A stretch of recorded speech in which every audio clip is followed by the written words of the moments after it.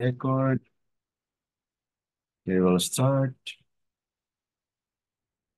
We're live on our FB group while it's singing.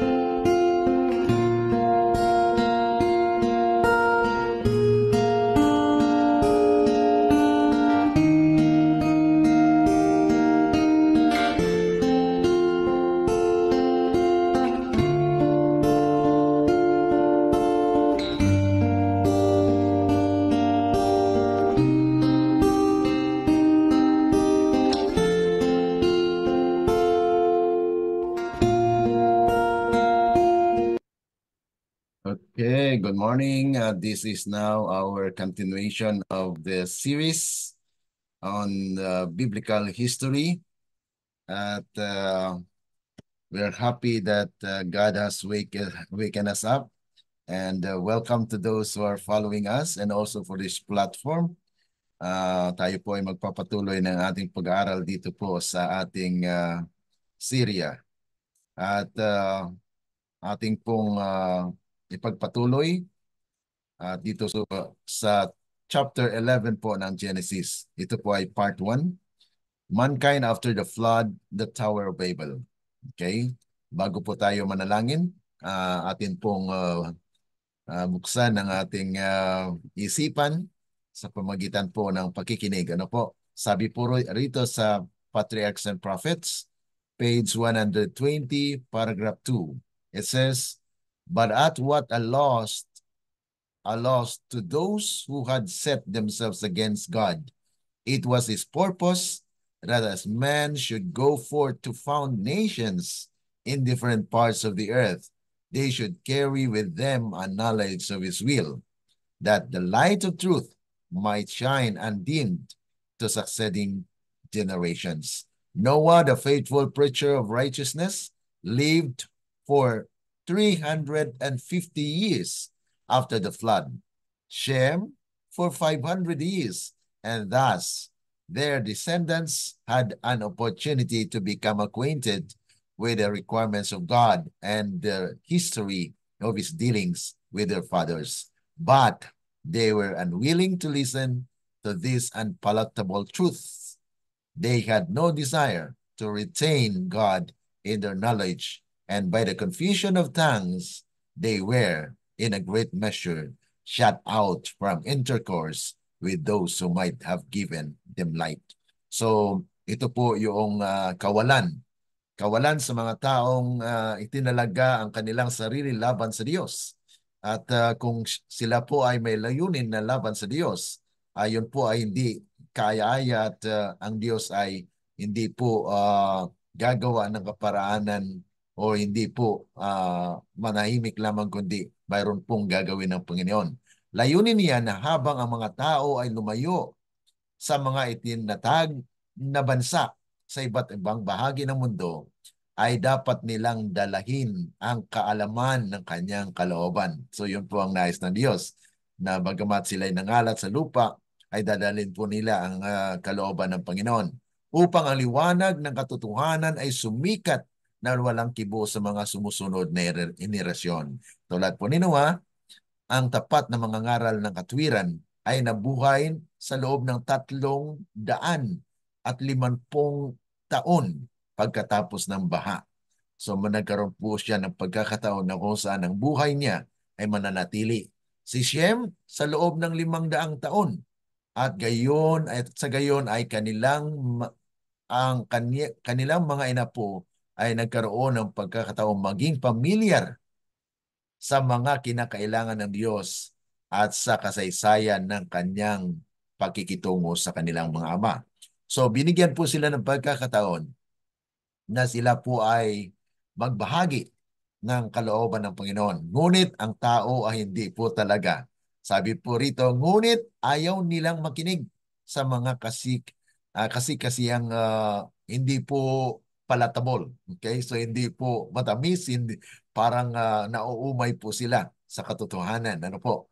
Wala silang pagnanais na pananatiliin ang Diyos sa kanilang kaalaman. Kaya nga po sa pamagitan ng kalituhan ng mga wika, ito pong dahilan kung bakit nagkaroon po ng iba't ibang wika sa sanglibutan dahil hindi po sila nagnanais na pananatilihin ang kalooban ng Panginoon sa kanilang mga isipan. So yan po ang ating saloobin sa ating panalangin. Tayo po ay manalangin sa panandalian. Dakila at mabagin po naming Ama na nasa langit ka sa umagang ito. Kami po ay nagpapailan lang ng aming samutining sindo. Nagpapasalamat muli na kayo po ay nagbigay sa amin ng karapatan upang pag-aralan po inyong mga salita. Amin pong dinadalangin ang aming mga kapatid na hindi pa namin nakasama sa umagang ito. At sa mga kapatiran po na sumusubaybay po nito sa live namin na programa ay patuloy na kayo nawa ang siyang manahan sa kanilang mga puso sa pamagitan po ng Banal na Espiritu na pag ito ang kanilang mapakinggan, mapanood, Panginoon, ang inyong Banal na Espiritu nawa ang siyang gumawa dahil wala po kaming kapangyarihan, katulad po ng inyong abang lingkod, ay wala po akong kapangyarihan upang ihayag ang lahat ng mga katotohanan, kundi ako po ay maging instrumento na ako ay maging daluyan po ng pagpapala para sa iba. Salamat Panginoon at kayo po ang siyang aming purihin at sambahin sa araw na ito. Ito po ay aming dalangin sa matamis na pangalan ng aming Panginoong Jesus. Amen. Okay. So dito po tayo sa pagpapatuloy mga kapatid, sa ating mga kaibigan, mga kapatiran na sumusubaybay po sa ating serye, ay ito na po yung chapter 11 ng part 1. Part 1 po ng ating pag-aaral dito sa kung paano po ang Tower of Babel was actually the cause of confusion and as well as of the origin of languages. Sabi po rito sa Genesis chapter 11, verses 1 to 4, and the whole earth was of one language and of one speech. And it came to pass as they journeyed from the east that they found a plain in the land of Shinar, and they dwelt there. And they said one to another, go to, let us make brick and burn them thoroughly. And they had brick of stone, and slime had they for mortar. And they said, go to, let us build us a city and a tower, whose top may reach unto heaven, and let us make us a name, lest we be scattered abroad upon the face of the whole earth. So atin pong mapapansin dito na ang buong lupa po ay may iisa lamang wika sa umpisa. Sa kasaysayan po ng Biblia, that's why we are digging up the biblical history, which this is a foundation of all things na kung saan ay maunawaan din po natin ang future by tracing up the beginning. Now, nangyari po na sila'y naglalakbay at sila'y nagkakaisa, silanganan at nakaposumpong po ng isang lugar, plain, na gusto po nila na magtatayo ng tower, ano? At hindi po nila maisip na ang taas ng langit. Ay gusto nilang abutin yung langit.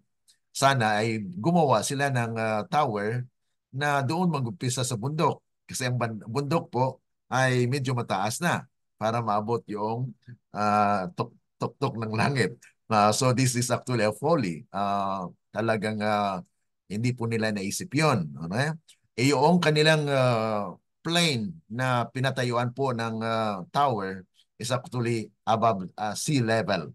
So it's actually level of the sea.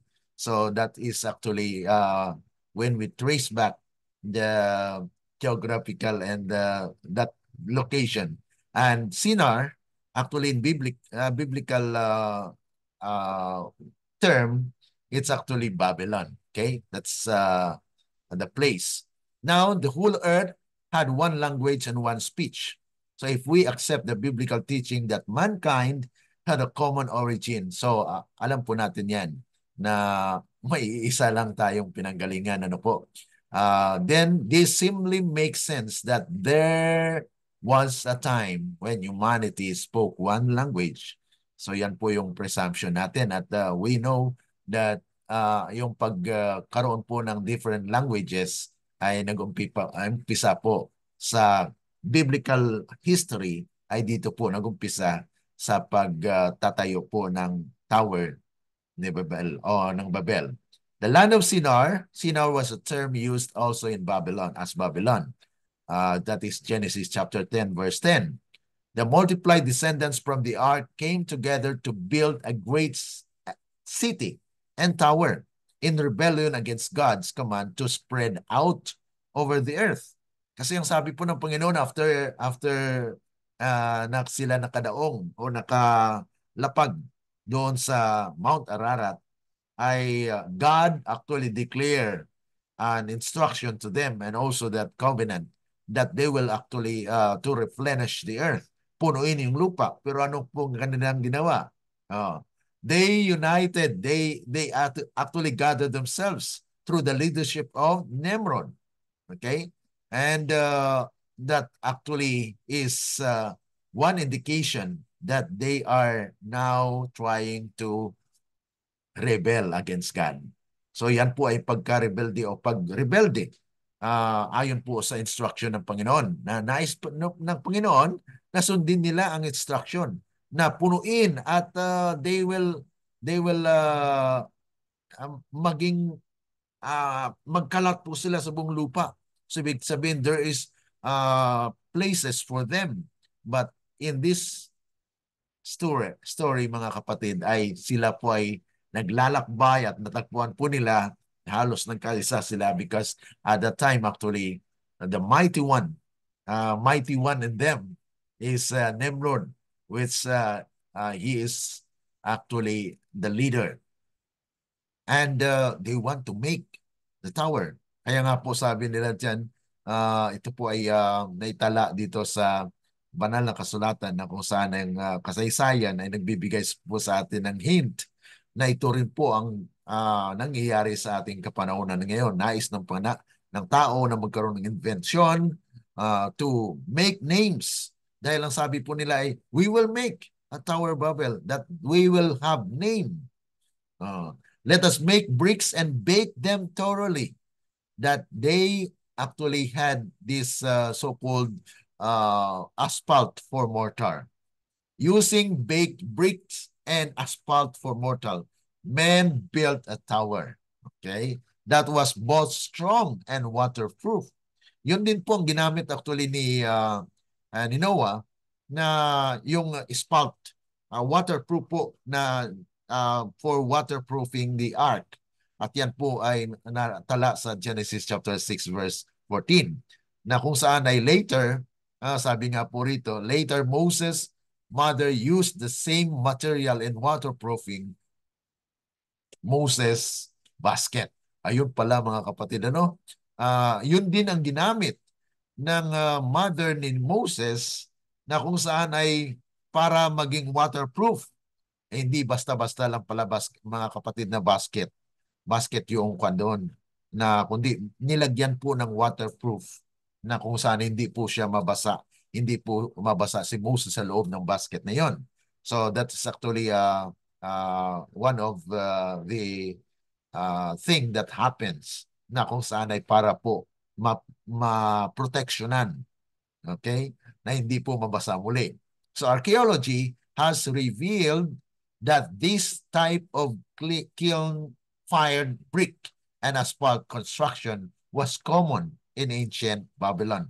Yan po ay ayon po sa mga archaeologists na kung saan ay sabi nila ay ang ginawa po na mga espalto or patibay po na waterproof ay yun po ay common during the time sa ancient Babylon. Okay, so yun po yung kapraanan nila na paggawa ng Torre ni Babel. Okay? Now, ang kanilang purpose po is unity. Okay? Mayroon pong tinatawag na pseudo unity na nais po ng tao din na magkaroon ng unity, no? That their name will be exalted. Okay? So sabi po rito, come, let us build ourselves a city. So they want to have recognition. They want to build their own name. The heart and the materials relevant to Tower of Babel shows that it was not only disobedient to God's command to fill the earth, but it also shows men did not believe God's promise to never again flood the earth. A waterproof tower was made to protect men against a future deluge. So yan po yung mga kapatid, yung kanilang, dahil ito nga po si Shem, ay namuhay po ng 500 years na God actually helped Shem to relate the message of God, the covenant that God had made to Noah. And Noah, 350 years lived after the flood para lang ma-share yung katwiran na nais po ng Diyos para sa kanya, sa bayan, sa kanyang bayan. Ngunit itong mga taong ito nagkaisa na hindi po naniniwala. So there is wickedness among them. And alam po natin na God preserves Shem for 500 years and there are actually mga kapatid na tagasunod o progenitor na siya po ang magdadala ng lahi ng katwiran. This was a strong statement of self against God ang kanila pong ginawa. Na let us, ibig sabihin nagkaisa po sila laban sa Diyos. So they don't want to listen. Bagamat sabihin natin na during the time ay mayroon pong nagpapaalala sa kanila at nagbigay po ng minsay para hindi magkaroon ng patuloy na paglabag sa Diyos. When they said, let us build ourselves a city and a tower whose top is in the heavens, they meant it. Na kung saan ay talagang it's actually a rebellion against God. Na kung saan ay hindi na po sila naniniwala. Because in the first place, God has made a covenant of life and covenant of preservation. At yun po ay tinuturo ni Noah habang po siya ay nabubuhay within 350 years after the flood. At si Shem po, ay kung idagdag po natin yan, ay mahaba po. Dahil siyempre, namuhay si Shem ng 500 years. So an extension wherein the truth will prevail. But you know, these people, mga kapatid, ay talagang matigas. Kaya nga po makarelate po ang sanglibutan sa ngayon. Ayon po dito sa Patriarchs and Prophets, page 120, paragraph 3. Ito po ang sabi ng inspirasyon. They murmur against God's rulership because they might think that ang Diyos ay ganito and then in order to protect ourselves, let us make. So ito nga po ang kanilang iniisip. Ano? The Babel builders had indulged the spirit of murmuring against God. Instead of gratefully remembering His mercy to Adam and His gracious covenant with Noah, they had complained of His severity in expelling the first pair from Eden and destroying the world by a flood. But while they murmured against God as arbitrary and severe, they were accepting the rule of the crudest of tyrants. Satan was seeking to bring contempt upon these sacrificial offerings that prefigure the death of Christ. And as the minds of the people were darkened by idolatry, he led them to counterfeit these offerings and sacrifice their own children upon the altars of the gods.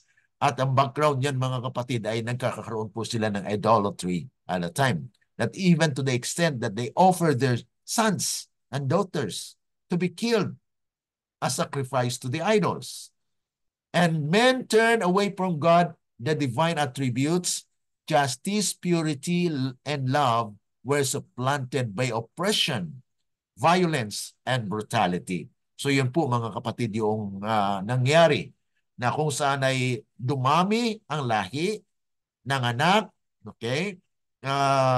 Yung mga anak ni Noah at nagkaroon po ng disapproval to the Lord's will. Lumagana po ang wickedness at that time na kung saan ay nagkaisa sila. Okay, nagkaisa sila to make a Tower of Babel in order for them to make names. So that is actually rebellion against God. So walang ibang nanguna po dito kundi ang binanggit na anak ni Cush na kung saan is si Nimrod, the mighty hunter, mga kapatid at that time. So wala pong laban po sa kanya. So he is the mighty of that time na kung saan ay ito po ang dahilan kung bakit nagkaroon po na sila'y tumalikod ng lubusan sa Diyos. Okay? Ngunit sa bandang inapo or descendants of Shem, there are people who had been preserved. But those people who are against God unitedly set forth and have established and built a tower. At kung atin pong pag-aralan pa, mayroon pong mga preacher of righteousness that reminded them of God's covenant. Pero hindi po sila talaga nakinig. Ano? So a tower whose top is in the heavens, the top of the tower was intended to be in the heavens. It is doubtful they thought they could build a tower to heaven. It is more likely they built the tower as an observation point of the heavens. It was built unto the heavens. Most astrological and occult practices have a history back to Babel. So, itong mga astrologers, mga occult practices, they want also to make names. Kaya nga po, they want to reach the moon, they want to reach the highest or the places that had not been reached. They want to make names. So yan po ang nangyari sa kapanahonan po na pagtayo po ng Torre ni Babel. They want to make names. They want to be popular. Okay? And they want to be recognized. If they really wanted to build a tower to reach heaven, ito po yung sinasabi ko, no? It is unlikely they would start on the plain of Shinar. Hindi po dapat sila nag-umpisa doon sa plain of Shinar, which is about sea level.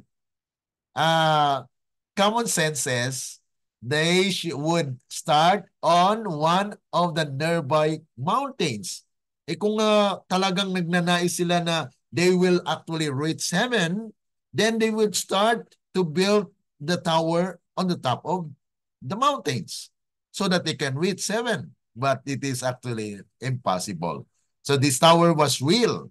The ancient Greek historian Herodotus, these are actually information that we can glean or gather from the history that Herodotus is one of the historian na sumulat po ng mga kasaysayan.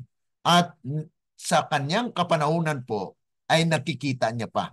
Ibig sabihin, he is a witness that there was really at Tower of Babel. Okay?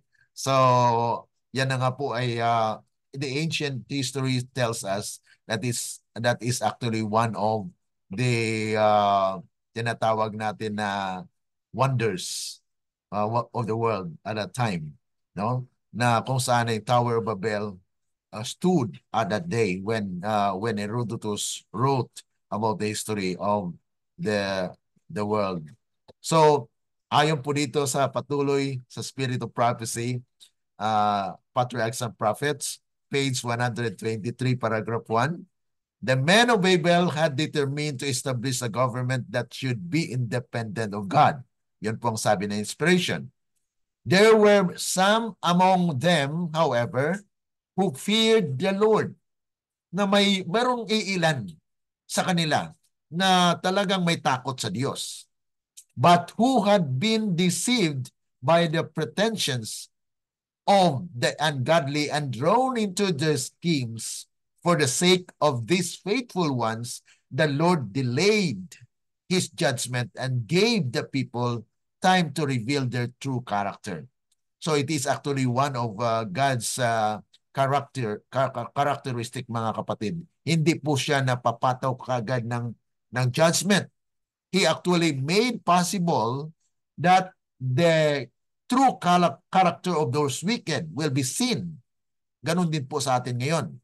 So people may seem to be righteous, but yet at the end, when the truth will be presented to them, mga kapatid, hindi na po sila maging kaibigan natin, kundi maging kalaban.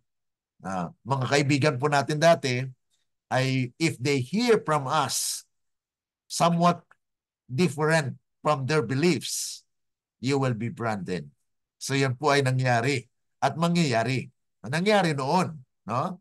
At sabi po rito, as this was developed, the sons of God labored to turn them from their purpose, but the people were fully united in their heaven-daring undertaking.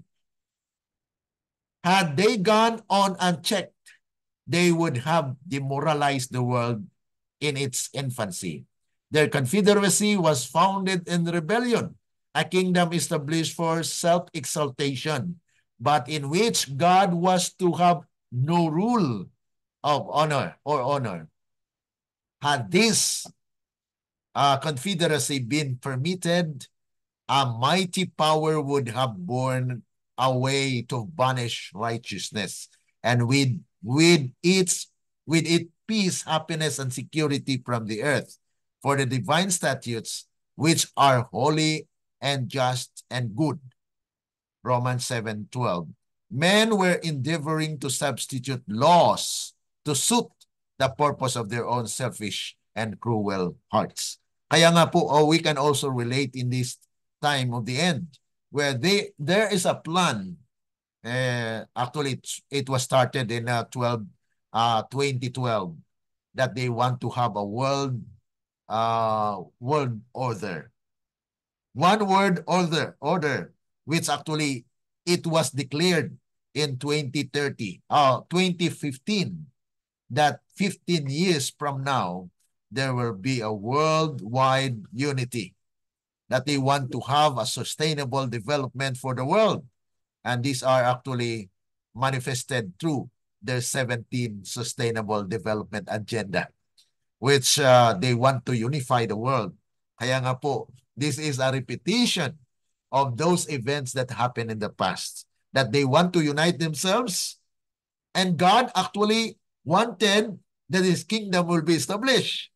And so this is actually, there are two contending powers, the powers of the world and the power of God that will actually preserve His people in these last days. And mga kapatid, dito po sa pagpapatuloy, these are actually the last part of the story on the Tower of Babel.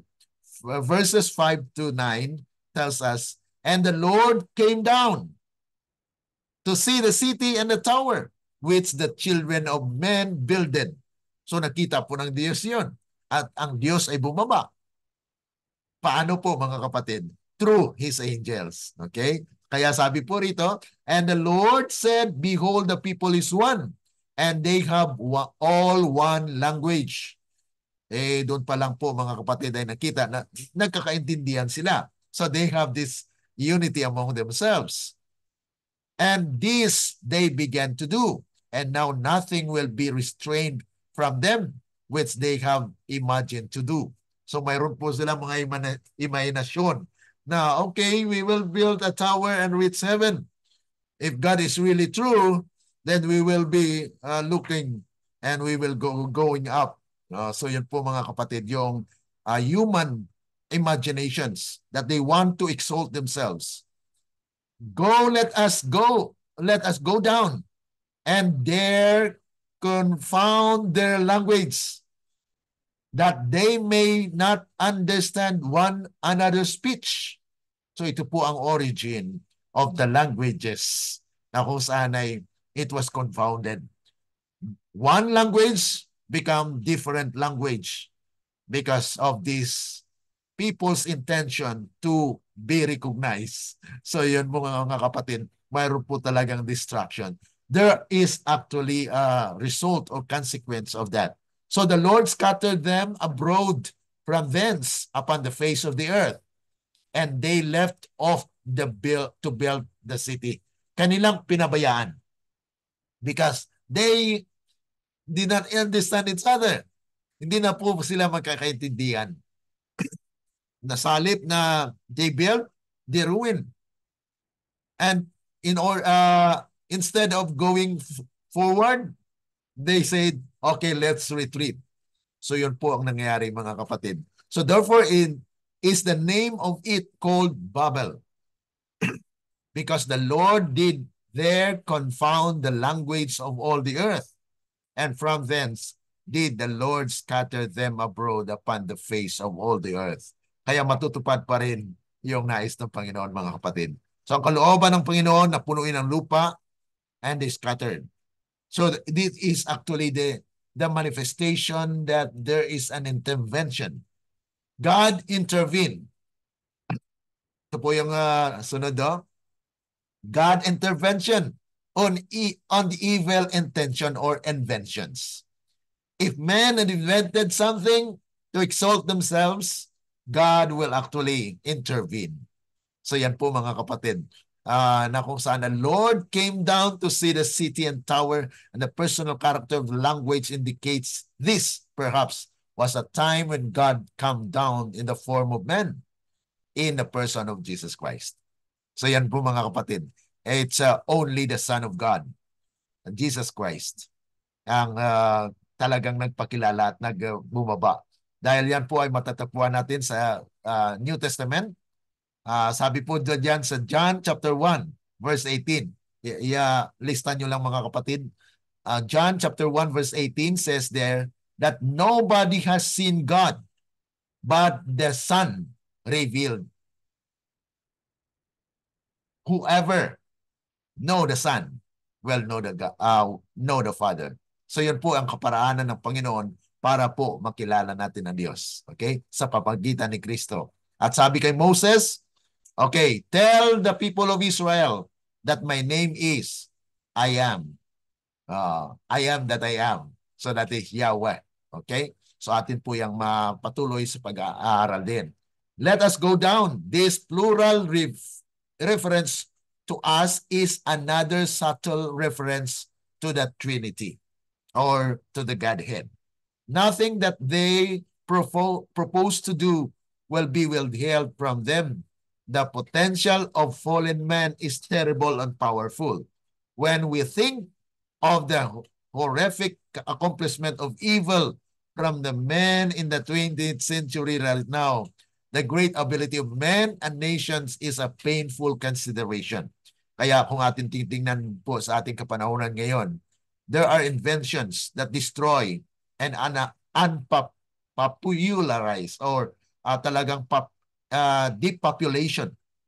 May mga invention ng tao na kung saan ay it will actually hinder the growth of men. Kaya nga po ay kung matitingnan po natin sa kasaysayan, na kung saan ay there are inventions in medicine that will control the growth of humanity. Kaya nga po may taning na ang buhay ng tao. So these are actually things that are evident na nangyayari po sa ating mga panahon. So the Lord scattered them abroad. The forced separation of men from Babel was more mercy or God's mercy than his judgment.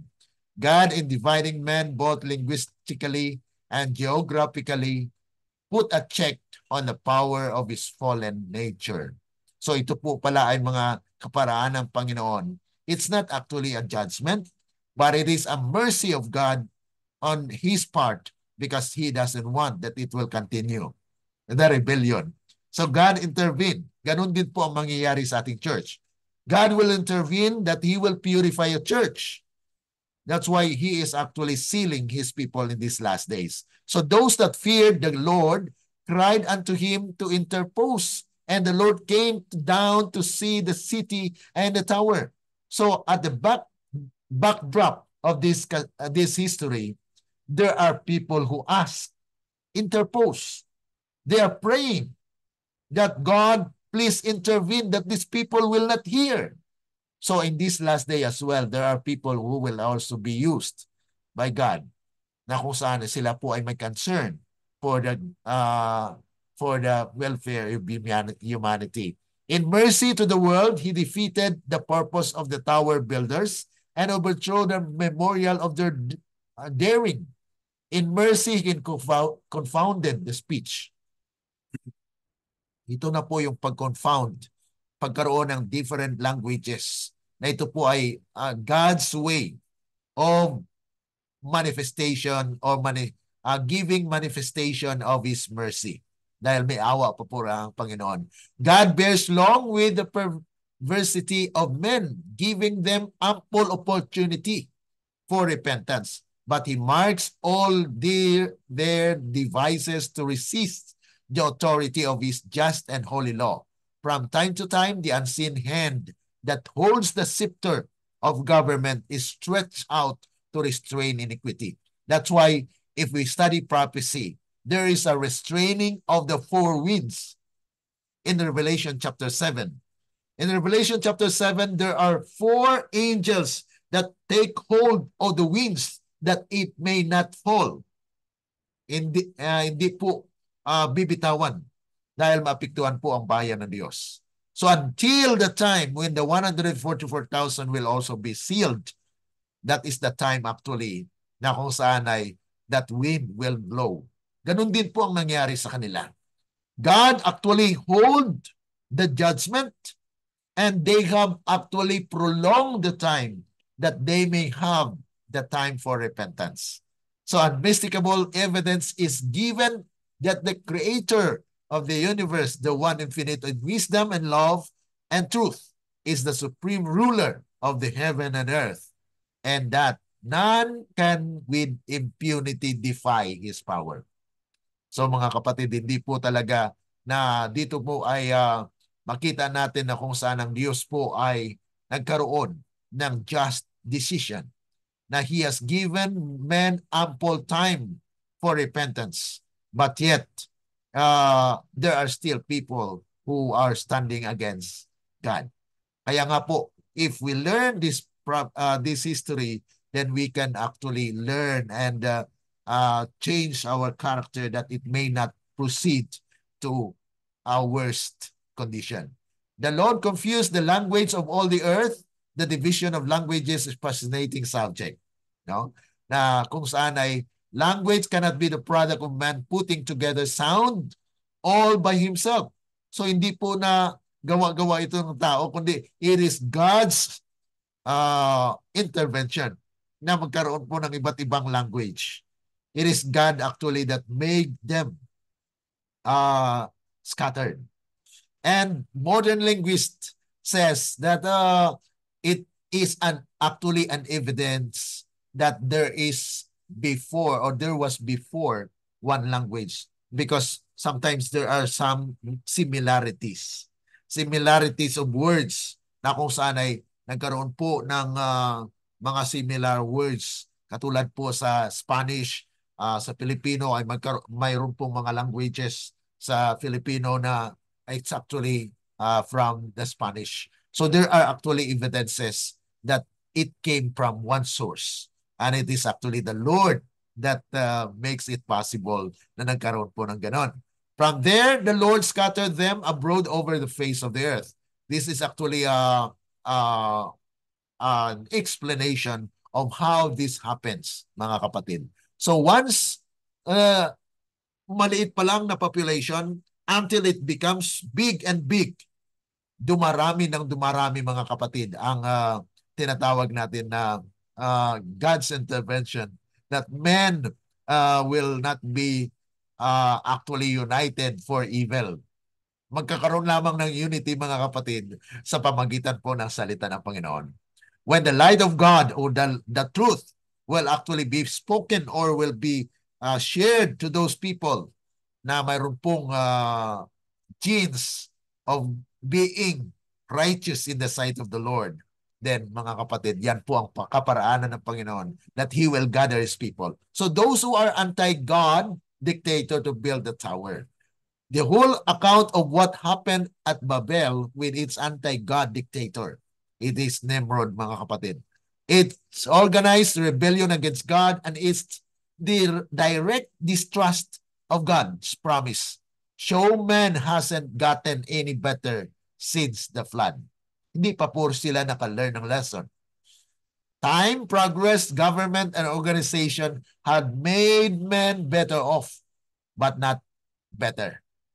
So talagang pabaliktad, ano? Now God will begin to make man better, and He will start as He always starts, with a man who will do His will, even if he does not do His will perfectly. So yan po ang purpose ng Panginoon, ng mga kapatid, na God actually will make it possible that it will be done. He will still preserve. Kaya mga kapatid, dito sa pangyayaring ito, I think and I hope that we can learn that in order for us to unify and to have the righteous judgment, we need the Word of God. The Word of God is actually the one that will inspire and will gather us together as one in Him. Okay, so any reflection po? We have 2 minutes more to end this. We are so thankful that you have stand by or attend this 30 minutes presentation. We have actually time due after 15 minutes, so that is actually our extension. We need to learn more of this history. Okay, any reflection po? Any question? Those who are online, please, if you have any questions, just write or just make a notice there that you have question, and we can try to answer them by God's will. Okay, so tomorrow we have a part 2, which is actually the preservation of God. How God preserved righteousness in spite of this fact that they had been scattered. Okay, so that's our study for tomorrow. So let's have to thank the Lord because He has given us time to learn of the biblical history, that we have learned how the languages had been confused because of the intervention of God. For man might have inventions, but God will have to show and make intervention that this is a manifestation of His mercy. Okay, so tayo po ay maniklod sa ating pagtatapos. Our dear and kind lovely Father, thank you so much once again for this time that we have studied biblical history.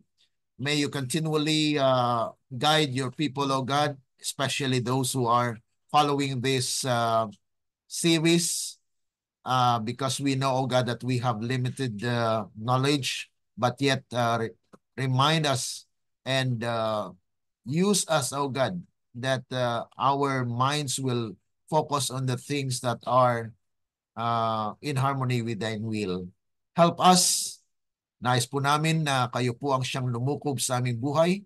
Kaya nga po pinasalamatan po kayo na kami po ay inyong tinawag at nagkaroon po kami ng pagkakataon upang makilala po kayo. At sa pamagitan po ng pag-aaral namin sa biblical history ay maunawaan po namin ang inyong manifestation of your mercy, Panginoon, na hindi niyo po nais na magpatuloy pong rebellion against you, but you will intervene in order for men to realize na kung saan ay mayroong Diyos na siyang pinanggalingan ng lahat.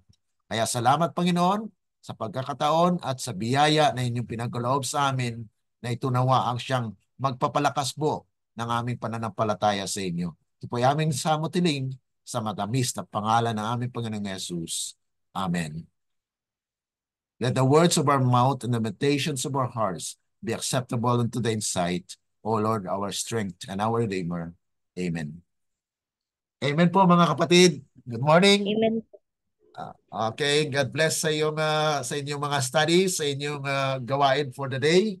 So let's thank the Lord for all the things that He has done in our lives. God bless you all. Thank you po, brother. God bless you.